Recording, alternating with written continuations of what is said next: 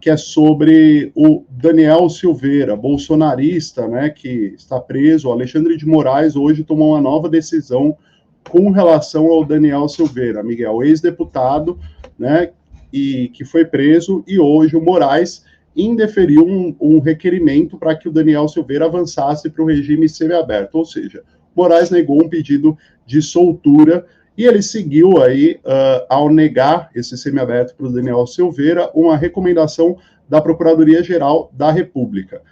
Além de rejeitar este pedido para a soltura do Daniel Silveira, o Moraes ordenou ainda que o bolsonarista apresentasse uma prova do pagamento da multa que foi imposta a ele como parte da sentença. Moraes também exigiu a emissão de um atestado de cumprimento de pena, afirmando que após isso os demais pedidos da defesa serão analisados.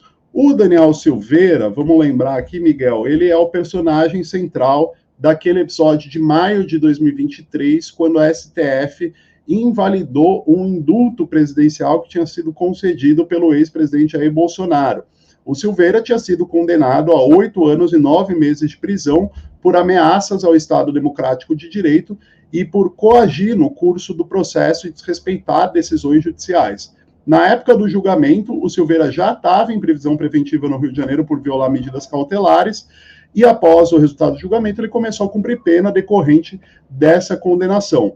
E aí, então, a defesa havia tentado obter a progressão de regime junto ao STF, argumentando que o período de prisão preventiva deveria ser contabilizado para reduzir a pena. Mas o Moraes rejeitou esse pedido, chamado de detração penal, né? Segundo o Ministério Público Federal, os novos argumentos apresentados pelo Daniel Silveira em relação ao pedido de progressão de regime não são suficientes para alterar o entendimento previamente estabelecido.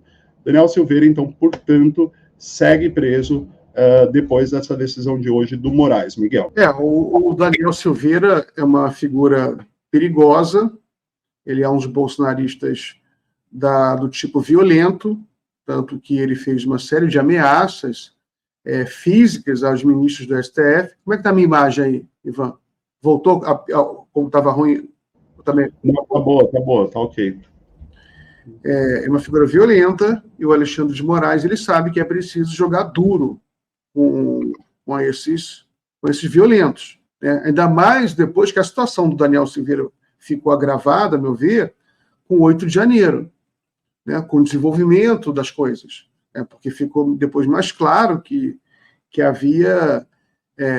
havia um clima, havia uma onda de violência que era preciso ser contida. Você teve atentados, você teve aquela noite de horror em Brasília, que queimaram ônibus, teve o atentado à bomba, né, a tentativa de explodir uma bomba, um caminhão-tanque em Brasília. Então, as circunstâncias mostram que existe ainda perigo, né? Então, Alexandre de Moraes, ele mesmo foi ameaçado de morte, desfilaram com a figura do Alexandre de Moraes pendurado, enforcado. O Alexandre de Moraes recebeu informe de que havia um desejo de matá-lo, o filho dele foi agredido no aeroporto na Itália. Então, e o Daniel Silveira é uma espécie de liderança desse grupo todo. Então, eu acho que foi prudente da parte do Alexandre de Moraes fazer isso. É isso aí, Miguel. E falando em bolsonarista preso, né? Hoje a Polícia Federal fez uma operação contra um bolsonarista que ameaçou o presidente Lula. Essa operação da Polícia Federal foi batizada de Operação Eco e cumpriu mandado de busca e apreensão na casa de um bolsonarista que havia divulgado em suas redes sociais uma vaquinha, abre aspas, né, uma vaquinha para contratar um mercenário para assassinar o presidente Luiz Inácio Lula da Silva. Esses mandados de busca e apreensão foram cumpridos em Aracruz, no Espírito Santo.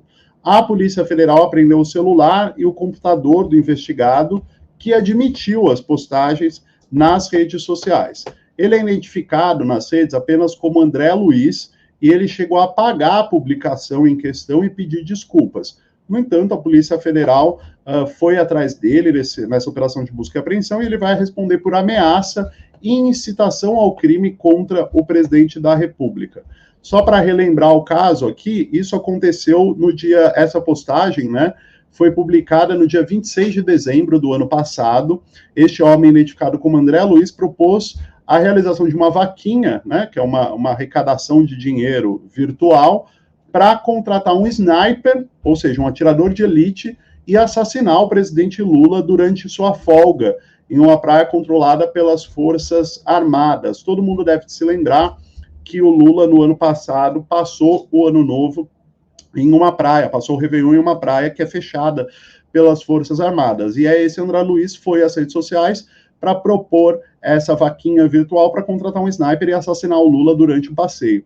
Esse comentário desse tal de André Luiz foi uma resposta a uma publicação do deputado federal Nicolas Ferreira, né? E o Nicolas Ferreira fez uma postagem lá criticando o Lula, e o homem então comentou: precisamos fazer uma vaquinha para pagar um mercenário com rifle de precisão.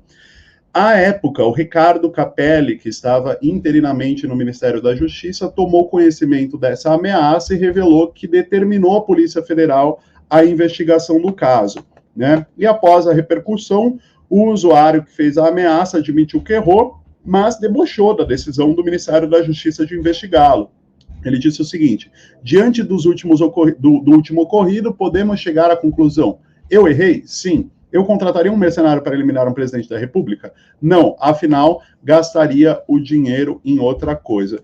Inclusive, na época, muita gente até acusou o próprio deputado federal Nicolas Ferreira, Miguel, de ser o incitador desse tipo de coisa, né? Afinal, essa ameaça foi feita em uma postagem, em resposta a uma postagem do Nicolas Ferreira.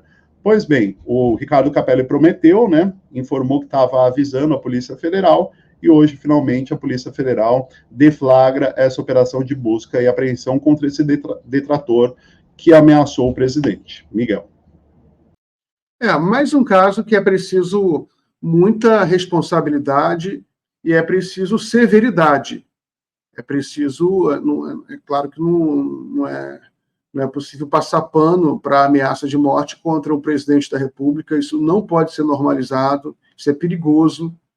Você tem um país muito polarizado, você tem uma onda de ódio no ar, então você tem, até o próprio Alexandre de Moraes, ele já mencionou isso, né? Você tem aí a possibilidade do cavaleiro solitário, né?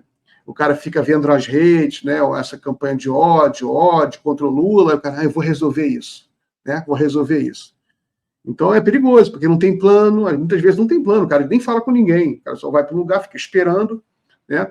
Então, isso aí você manda um sinal para as pessoas, não, nem de brincadeira, né? Assassinar um presidente da República, não pode nem pensar nisso, né? Se você pensa isso, então já melhor você rever seu pensamento, porque isso é um crime hediondo, assim como os crimes hediondos, né? Matar a pessoa, né? Matar. É um crime que não é só um crime porque está na lei. Né? Você não vai deixar de... Não é porque a lei diz que você não deve matar.